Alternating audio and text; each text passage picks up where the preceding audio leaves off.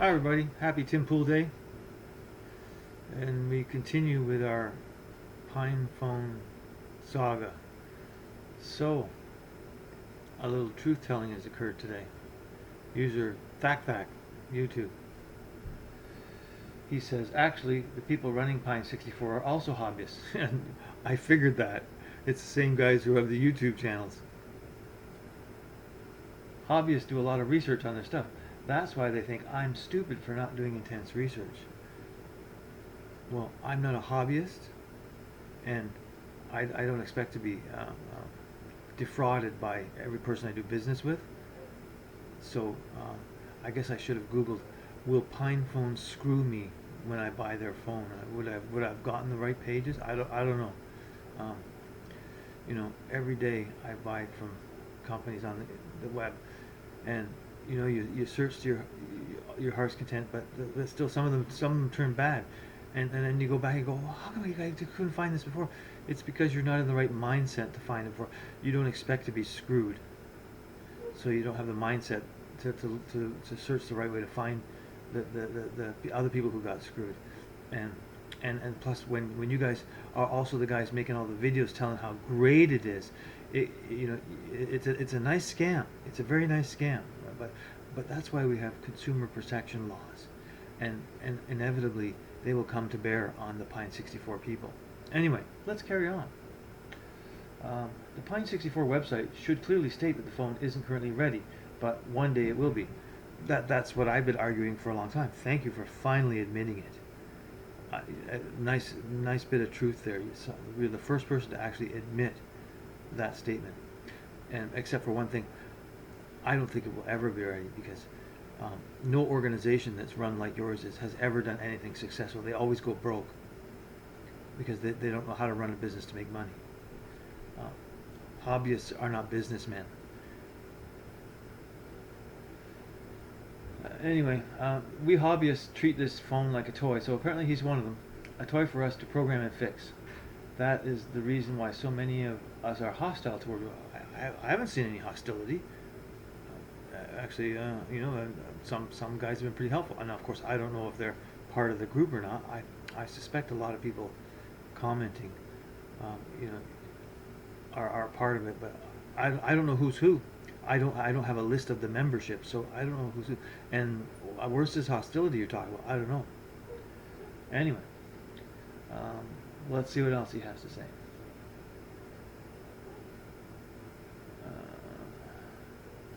For them, it was apparent that this thing is a toy. For a normie, it wasn't. That's true. One day it will be our toy. When it's done, it will be our product. I doubt that very much. And I've said in other videos why it will never be a product. First of all, the hardware will be obsolete. You know, the lifespan of hardware these days is very short. Governments let you write capital cost off in the first year because they know you're not going to be using it for that long. Big companies replace their stuff every 3 years.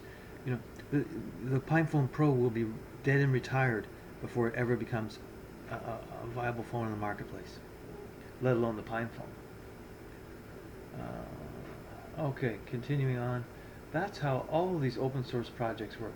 Some people who really like messing with stuff were building their project, and it eventually became big. I'm not really sure if I know of any open source products that actually became big successful companies. Certainly Bill Gates was an open source. Certainly Bill Jobs was an open source. Who is it you're talking about? It's certainly not Linux. They're not big. I mean, you know, who's the owner of it? Is he a billionaire? I don't think so. So who are you talking about? Please enlighten me to what open source project has actually been highly successful and made lots of money. I don't think there is one. But maybe I'm wrong. You correct me. It's a problem when I take my eyes off the screen. I gotta figure out where I was at and just stand by. Some people who really like the messing with this stuff, building the project, and it eventually became big. Big as in it's more mature, and people who actually depend on it come in and become part of the project. Well, as I say, I don't know who that is. Please provide an example of that. When it becomes big enough, you'll see a shift in how it works. As you said, this is pre-alpha. I was correct, and again, you're the first person to finally admit it, who's allegedly on the other side. I don't even know if you're on the other side. You could just be saying that, but I'll assume that you are.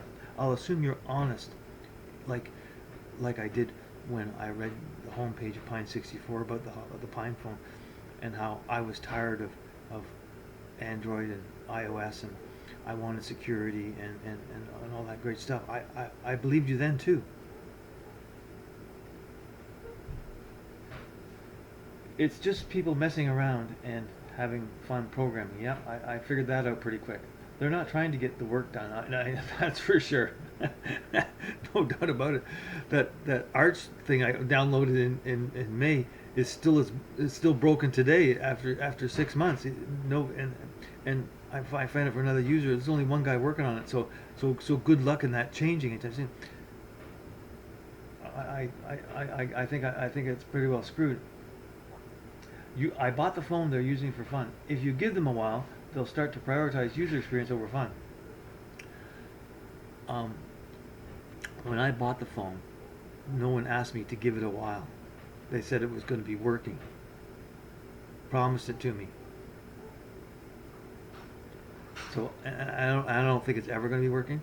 People who play around at work never get anything done. They end up getting fired.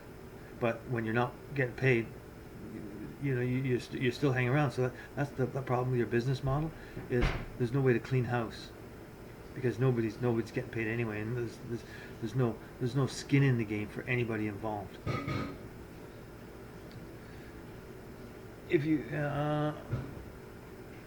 but have fun waiting for that to happen. Well, I am going to be having fun. I'm going to be filling out lots of government forms and soliciting other people to do the same thing. And we're going to have fun putting you guys through the ringer to get our justice. That's what we're going to have fun at. We're going to have fun with justice. Anyway, and he says in another comment, all of the distributions are designed for different people. Arch is designed for tinkerers who want to mess with their systems, not for normal people. So apparently my third choice, Arch, was a bad one, because it's not for me. That's what he just said. So, is there a list I can find where all the distributions are listed and who they're for, so I can make sure I pick out the right one, and hopefully that one will work? I suspect none of the distributions are good for me, because from what I understand, none of them work properly in some form or another, or work unreliably. Because I haven't tried them all, so I have to give it a grain of salt. I thought about doing Ubuntu, I think it's called, and I read up on it, and it's not recommended for daily driving, so I didn't bother. I guess I could just not worry about updating Arch and manually, and because I can't install an email client to import my contacts, I guess I could manually type them all in again and try to use the phone, see if the rest of it works. I might do that, but that won't be fun, so I won't be having fun doing it. Cell phone Linux seems trashy. Wow. There's an example of why it will never be a finished product, because your attitude towards it is poor. Good thing desktop Linux works fine.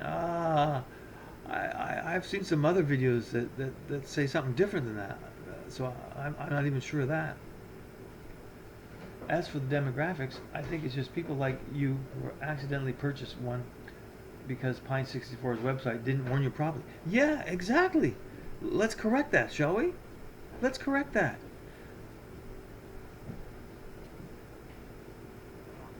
And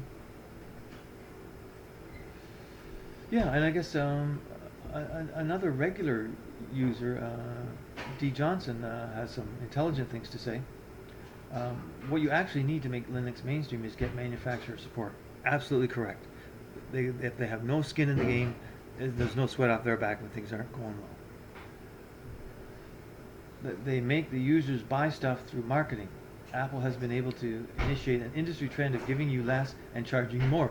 Apple, I know, look at, people have been programmed to buy Apple and pay twice as much for a phone that doesn't do everything an Android phone does. I mean, they're geniuses, and that's what they call the guys at the support site in the store. They call them geniuses because they're good at taking people's money. And Steve Jobs is a billionaire, unlike the guy who made Linux, right? I'm sure he's not a billionaire. And Mac OS and Unix like, and Android is a. Whoops, excuse me, I gotta open it up and start again. It's half a sentence. Okay. Apple has been able to initiate industry trend. Mac OS is Unix-like, and Android is Linux kernel. I don't know if that's true or not. I'm not that familiar with Android. That's how you ended up with a pinephone, but it's no good. It has a manufacturer that never developed any software for it. That's correct. It has no customer service. That is also correct. Absolutely zero customer service, and zero accountability. The people using Linux generally didn't buy their computer with pre-installed with Linux. Swapping operating systems on devices isn't a thing that normal people usually do. That's very true. That's very true. I happen to use Dolphin file browser. You know, I didn't know what a Dolphin file browser is until Linus from Linus Tech Tips told me in his last video, and I would go, what the hell's a fish browser? but now I know. I figured out how to add the ability to open it as admin and right click the menu, and there's a setting to open archives as a folder, which would solve his file copy issues. Oh, I think he's talking about Linus. It actually is better because it opens an archive as folders, not just zips. Linus, oh, and he is talking about Linus. It says it was using it for 2 weeks and never even opened the settings menu. It complains about the settings not being to his liking. This doesn't even make sense. It's probably because, like me, you would have no idea that that's what you need to do. You know, every so often, I spin up a Red Hat, or I've done lots of them with these, just to get a taste of what it is. But you got to spend a lot of time with them to become fluent at them, and nobody wants to pay me because they're few and far between. That I have very few IT clients that have Mac or Linux, and I don't want to spend the vast amount of time staying up on the security issues on them, staying up on the releases, staying up on the applications you install on them, because when you're providing IT for computer equipment, you gotta make sure you know what's going on, and make sure everything stays secure, and so unless somebody's going to pay me, I'm not going to do all that work. Sorry. So it's got to be out of the box, ready to go, with minimal input required from me, or minimal knowledge or research required from me. And as Linus says, that's 99.9. I'll add the 0.9 because the group of people we're talking about is very small, very small. Okay. Here's the thing about operating systems. If you want an operating system that's a Windows-like experience, the same experience you have known for decades, you only have one option. That's correct. That's your only option. And I guess the problem is that option is going in the wrong direction, and it's becoming worse, and poorly coded, and poorly patched, and poorly designed, and we're looking for a way out. So as all the rats are bailing the Windows ship as it's going down, they're finding their way to you guys, and you guys aren't being very receptive. It's like you've got your own club, and you don't want any new members because we don't fit you. We don't fit your mold of what it should be.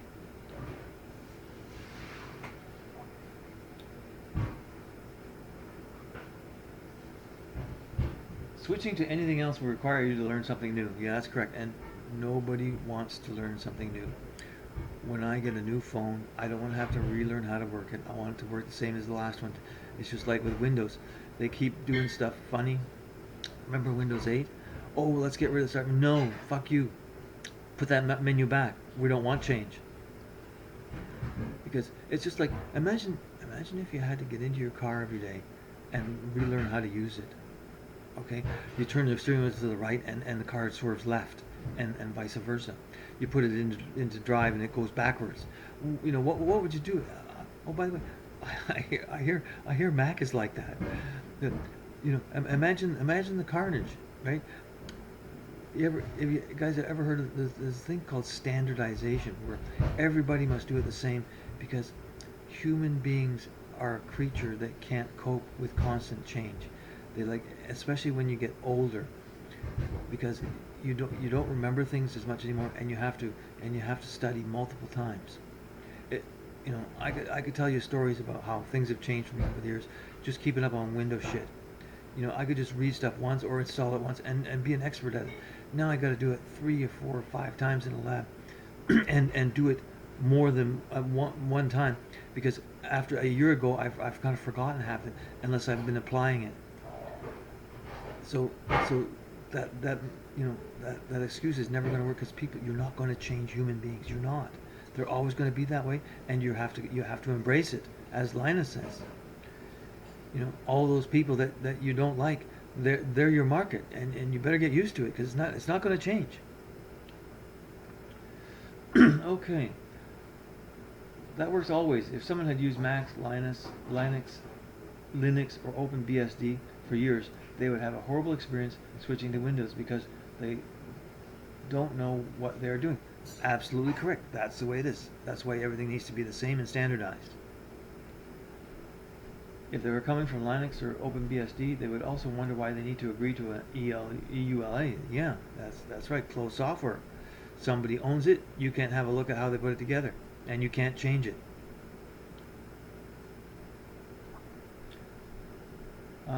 Microsoft charges you. I got to read this first to make sure it's relevant before we get into it. Just stand by for a minute. Yes, it's very relevant. A very good comment too, by the way.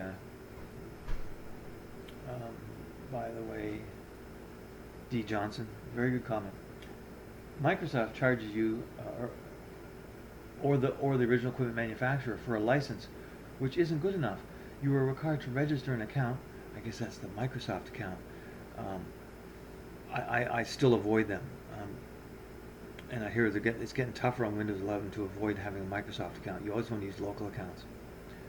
I think I did a video on that as well. You are required to register an account, agree to their terms, which are long and convoluted, and God knows what it really says. You just have to do it because you can't use it otherwise, so you have no choice. It's really holding a gun to your head and say, click on this EULA. I mean, that's really what it is, because you need a lawyer to interpret it for you. And then you get Candy Crush Saga. I'm not sure what that is, because I think it's a game. That's not good enough either. They serve you ads through the system search on the Windows 11 taskbar, give you an advertising ID, and pillage your information. I figure Windows 11 is going to be the worst invasive operating system ever built. I'm sure it's going to track everything you do, everywhere you go, and report it to people you don't want to know what you're doing too. That's why I'm going to resist moving to it for the time being. I would move to Linux, but it's too bush league. There's no support. I certainly can't recommend it to IT clients, because I'm not going to stand behind that kind of product. That's for sure. Anyway, let's continue. They also send unique system identifiers to the license server to track your license activation. Talk about a bad experience. You would need to drink a lot of Kool-Aid to be on board with that. I would rather learn something new. Wow, that's a good point. That's a good point. Yeah. I'm humbled, because it's tough. That's tough to argue with, isn't it? It's very true. But at this point, I just want a phone. I'm not buying a desktop computer. I just want a phone. And I shouldn't have to learn how to code. See, the one difference is that you're giving me a product that doesn't work and telling me I got to code it to make it work. Windows gives you a product that works, and you can use it till you find something else. But with the Linux product, so far, as far as the pinephone goes, I can't speak about the rest of them. I recently fired up my Mint Cinnamon, I think it is, virtual machine. Apparently, it's out of support now, version 18.3. I guess it's been a while since I last built one. So anyway, I'm willing to learn something new, but it has to be something that works, though, right? Not something that doesn't work very well and is buggy. That's the real problem here. Everything D. Johnson says is absolutely correct, except he misses one problem: the product is no good. It's not comparable. It's jumping from the frying pan into the fire. because you can't stop Windows 11 from doing all that shit to you, or maybe you can. We'll see how that goes. But but you know, it's not learning what a menu is. It's learning how to code is what you're really talking about. Because that thing on my phone, there's no way to fix it without opening the hood. There's no menu I can click on to click fix now, and some wizard's going to pop up and make it all good. There's no such thing there. So one more thing he says too. Sure, you could get around a lot of Windows things with debloating scripts and various workarounds, but that's not for regular people. Yeah, that's true. That's true. Us hobbyists and tech people will be willing to do that. The rest of us are relying on people like us to deliver them a product that's already done. That's really what needs to be happening here. We need to deliver them a product to free them from the tyranny of Windows 11 and Bill Gates. That's what needs to be done.